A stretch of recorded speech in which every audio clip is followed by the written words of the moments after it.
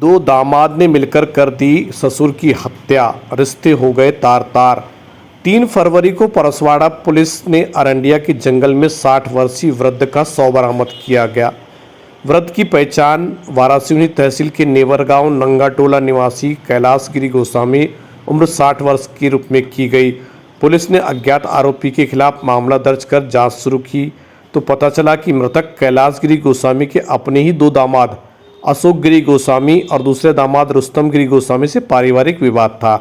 Police ने इस angle पर जांच शुरू की तो बहुत जल्द खुलासा हो गया कि आरोपी अशोक गिरी उम्र 30 वर्ष वार्ड नंबर 5 निवासी डोंगरिया थाना परसवाड़ा जिला बालाघाट, दूसरा आरोपी रुस्तम गिरी उम्र 37 वर्ष निवासी समसवाड़ा थाना चौरई जिला छिंदवाड़ा को गिरफ्तार किया और पूरी जांच की गई। इस मामले में पूरी जानकारी बैहर के एडिशनल एसपी श्री आदर्श कांत शुक्ला, आईपीएस अधिकारी और परसवाड़ा के एसडीओपी श्री अरविंद शाह कुछ इस प्रकार से दे रहे हैं।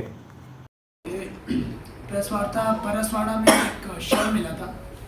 60 वर्ष का एक बुजुर्ग थे, उनका शव मिला था। मैं 3 फरवरी को ये शव मिला था जंगल में, अरंडिया के जंगल में। तो जब उसका पता किया गया तो कुछ टाइम पहले ये बुजुर्ग अपनी बेटी के यहाँ पे आए हुए थे, जहाँ पे इनकी गुमशुदगी दर्ज कराई गई थी। ये 28 तारीख को आए हुए थे, 30 को ये निकल गए थे, लेकिन उसके बाद से इनका कुछ पता नहीं चला था कि कहाँ पे है ये। 3 तारीख को फिर इनका जब शव बरामद हुआ तो इनके घर वालों का पता चलते ही उनके घर पे गए और फिर इनके घर वालों से पूछताछ करी गई।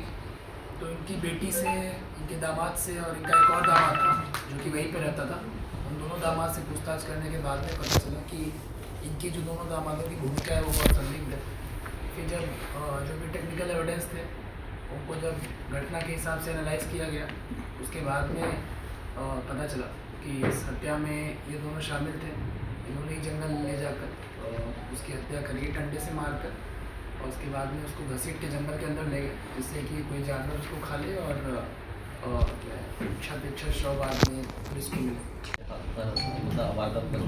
देखिए, उन्हें 2-3 बातों का बताया है।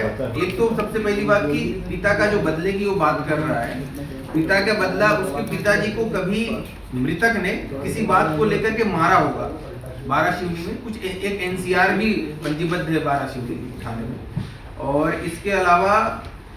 इसके अलावा छोटी छोटी बातों को लेकर के वो ताने देते रहते थे मृतक जो थे इन आरोपी को। जैसे जो मुख्य आरोपी है अशोक गिरी, जिनके जो दामाद हैं जिनके घर गए थे, उनको देते ही रहते थे ताने।